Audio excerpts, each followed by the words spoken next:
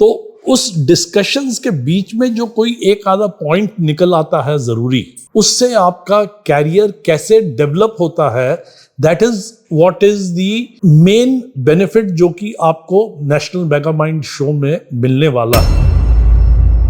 तो कहने का मतलब है, अगर आपने उसकी टोटल प्रोटेक्शन करनी है तो एक लाइफ इंश्योरेंस पॉलिसी अकेले it's not enough to protect him. तो ये जो नेशनल मेगा माइंड शो हो रहा है, इसमें भी आपको कई बोलने वाले ऐसे लोग मिलेंगे। मैं नहीं जानता सारे आइडियाज को, बट अगर मैं सबको सुनूंगा तो उसमें से एक चीज मेरे दिमाग में अगर बैठ जाती है तो it is not only worth its weight in gold, it is worth its weight in platinum.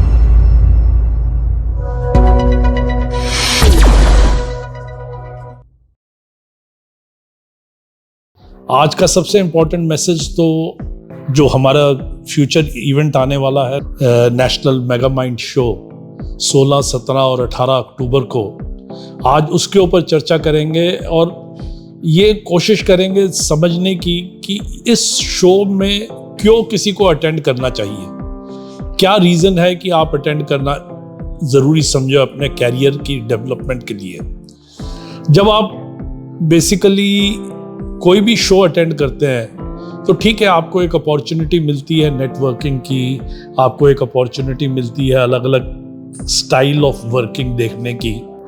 But सबसे बड़ी बात क्या होती है कि जब आप डिस्कस कर रहे हैं तो उस डिस्कशंस के बीच में जो कोई एक आधा पॉइंट निकल आता है ज़रूरी, उससे आपका कैरियर कैसे डेवलप होता है, that is what is the main benefit जो कि आपको नेशनल मेगा माइंड शो में मिलने वाला है।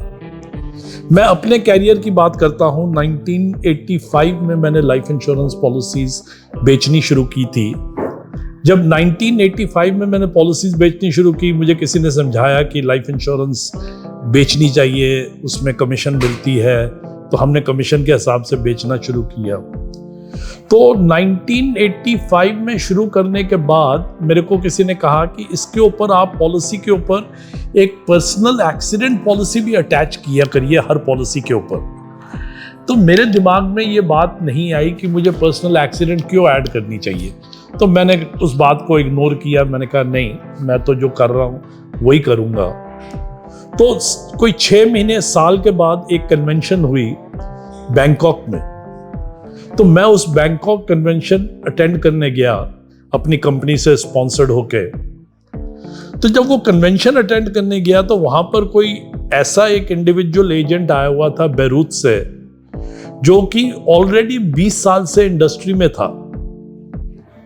तो उसने मुझे समझाया, उसने कन्वेंशन में उसका जो टॉपिक था वो टॉपिक था कि पर्सनल एक्सीडेंट पॉलिसी क्यों बेचनी चाहिए, उसमें क्लाइंट का क्या फायदा है और एजेंट का क्या फायदा है। तो मैंने सुनना शुरू किया कि ये क्या कह रहे हैं। मैं कहा मैं तो नहीं बेचता पर्सनल एक्सीडेंट पॉलिसी लाइफ के साथ, एंड मैं तो काफ़ी सेटिस्फाइड हूँ कि मैं नहीं बेचता हूँ। तो जब उसने बात करनी शुरू की तो उसने 2 चीज़ें मुझे सबको समझाई, जो फोरम में बैठे हुए थे लोग।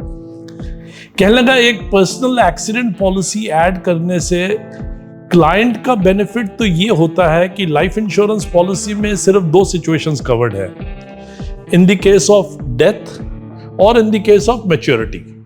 इसके अलावा कोई और कंडीशन नहीं कवर्ड है लाइफ इंश्योरेंस पॉलिसी में। अगर डेथ हो जाती है तो सम एश्योर्ड मिल जाता है फैमिली को, families protection is taken care of, और अगर डेथ नहीं होती तो मैच्योरिटी का अमाउंट मिल जाता है, जो भी बोनस डिविडेंड्स वगैरह इकट्ठे हुए हैं। बट उसने एक क्वेश्चन पूछा उस फोरम से कि आप हमें ये समझाइए कि अगर एक एक्सीडेंट के अंदर एक आदमी की डेथ नहीं होती, अब उसकी डेथ तो नहीं हुई तो इसलिए उसका लाइफ इंश्योरेंस का क्लेम नहीं बनता। अब जब लाइफ इंश्योरेंस का क्लेम नहीं बनता तो उसको प्रीमियम पे करने के लिए उसकी ऑब्लिगेशन है इंश्योरेंस कंपनी को। तो एक तो एक्सीडेंट से वो डिसेबल्ड हो गया, और डिसेबिलिटी की वजह से उसकी या तो उसकी नौकरी चली गई, या उसकी इनकम रुक गई, या वो बिजनेस नहीं अटेंड कर रहा तो उसका इनकम रुक गई। अब जब इनकम रुक गई तो प्रीमियम पेइंग कैपेसिटी उसकी खत्म हो गई, वो इंश्योरेंस कंपनी को प्रीमियम नहीं पे कर सकता, और क्योंकि वो इंश्योरेंस प्रीमियम नहीं पे कर सकता इसलिए वो लाइफ इंश्योरेंस पॉलिसी कंटिन्यू नहीं करेगी। तो ना तो उसको पॉलिसी के ऊपर क्लेम मिला लाइफ इंश्योरेंस पॉलिसी पे, ना उसकी पॉलिसी कंटिन्यू हो सकी क्योंकि उसकी डिसेबिलिटी की वजह से उसकी इनकम रुक गई थी। अब उन्होंने समझाया कि अगर हम पर्सनल एक्सीडेंट पॉलिसी डाल दें पॉलिसी के अंदर, अटैच कर दें लाइफ इंश्योरेंस पॉलिसी के साथ, तो क्या होगा, या तो डेथ होगी या एक्सीडेंट में डिसेबिलिटी होगी। अगर डेथ हो जाती है तब तो लाइफ इंश्योरेंस पॉलिसी में पैसा मिल ही जाएगा, और अगर डिसेबिलिटी हो जाती है जिसमें उसके 2 हाथ चले गए या 2 टांगें चली गई या उसकी आंखें चली गई या कुछ हुआ, तो वो पर्सनल एक्सीडेंट का जो राइडर अटैच्ड है या जो पॉलिसी आपने लाइफ इंश्योरेंस के साथ अटैच की है, उस पॉलिसी की वजह से उसकी लाइफ इंश्योरेंस पॉलिसी जो है उसका प्रीमियम कंटिन्यू होता रहेगा, क्योंकि उसको लमसम पर्सनल एक्सीडेंट पॉलिसी से मिलेगा और वो लमसम पॉलिसी से अपना प्रीमियम पे करना शुरू कर देगा। तो कहने का मतलब है, अगर आपने उसकी टोटल प्रोटेक्शन करनी है तो एक लाइफ इंश्योरेंस पॉलिसी अकेले it's not enough to protect him. उसके साथ उसकी डिसेबिलिटी बेनिफिट्स होने चाहिए, उसके सिकनेस बेनिफिट्स होने चाहिए, उसके हॉस्पिटलाइजेशन बेनिफिट्स होने चाहिए, क्योंकि हम उसको हर एंगल से कवर करना चाहते हैं। हम ये नहीं चाहते कि 10 में से एक चीज हो गई लाइफ और डेथ की तो आपने उसको कवर कर दिया, बाकी अगर 9 चीजें और दूसरी हो गई जो कि लाइफ पॉलिसी में नहीं कवर्ड है, उसके लिए उसको क्या कवरेज मिलेगा। तो बात तो समझ में आ गई कि बात तो ठीक है, अगर हम जेन्युइनली क्लाइंट का प्रोटेक्शन चाहते हैं, अगर हम ये चाहते हैं कि उसकी फैमिली प्रोटेक्टेड रहे from all consequences that can happen to him, because आपने देखा होगा कि हर एक्सीडेंट में डेथ तो नहीं होती, बट हर एक्सीडेंट में लोग डिसेबल्ड हो जाते हैं, या पार्शियली या टोटली या परमानेंटली या टेम्परेरली। तो उसके लिए पर्सनल एक्सीडेंट पॉलिसी होना जरूरी है। बात बिल्कुल समझ में आ गई कि क्लाइंट को क्यों बेचनी चाहिए।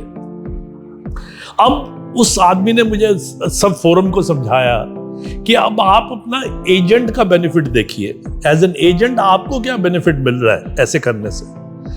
वो कहता है कि आप सेल तो कर ही रहे हो, सपोजिंग आप 100 रुपए की लाइफ इंश्योरेंस पॉलिसी जाकर बेचते हो या 1000 रुपए की बेचते हो, हम उस वक्त 100 रुपए की बेचते थे, आजकल 1000 रुपए की या 10 लाख रुपए की बिकती है।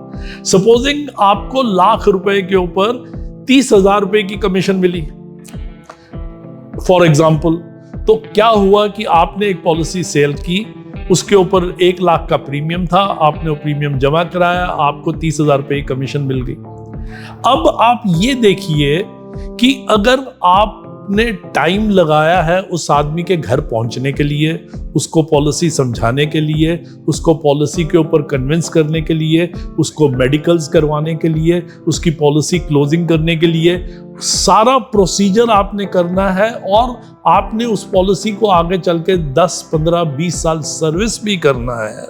तो आपने एक पॉलिसी में से 30,000 रुपया कमाया और जो सब्सिक्वेंट ट्रेल कमीशन है वो मिली आपको।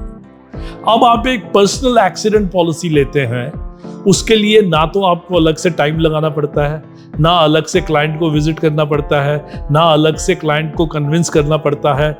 जब आप लाइफ इंश्योरेंस का समझा रहे हैं, आप उसी में उसको समझा देंगे कि बजाय कि 10 में से एक चीज कवर करने के, आप 10 की 10 चीज कवर कर लीजिए, और प्रीमियम 1 लाख रुपए की जगह आप 1,20,000 रुपया दे दीजिए।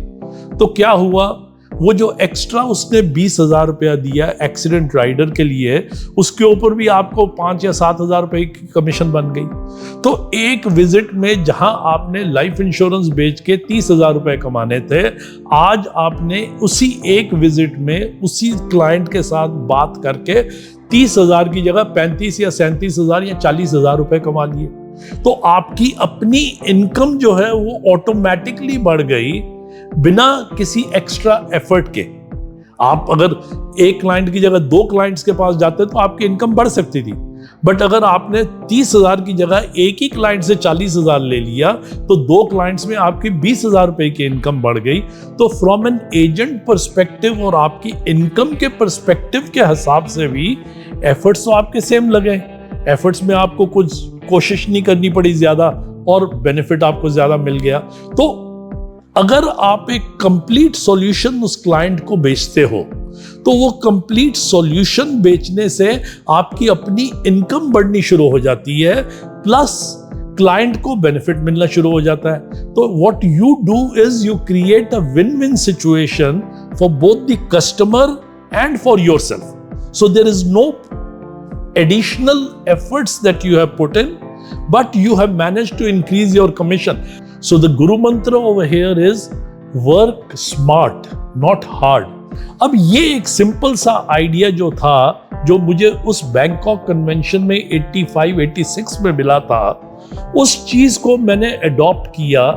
और आप मानेंगे नहीं कि मैं AIG में किसी जमाने में जब मैं एक्टिव था तो I was the top producer in the world, not only in Kuwait. I was the top producer in the world for personal accident policies because I liked the idea so much कि मैंने उसको adopt किया, उससे अपनी income बनाई, उससे additional मेरी mileage मिली मुझे अपने कैरियर में। And it all came from that Bangkok convention which was only for 3 days। तो ये जो नेशनल मेगा माइंड शो हो रहा है, इसमें भी आपको कई बोलने वाले ऐसे लोग मिलेंगे। मैं नहीं जानता सारे आइडियाज को, बट अगर मैं सबको सुनूंगा तो उसमें से एक चीज मेरे दिमाग में अगर बैठ जाती है तो it is not only worth its weight in gold, it is worth its weight in platinum.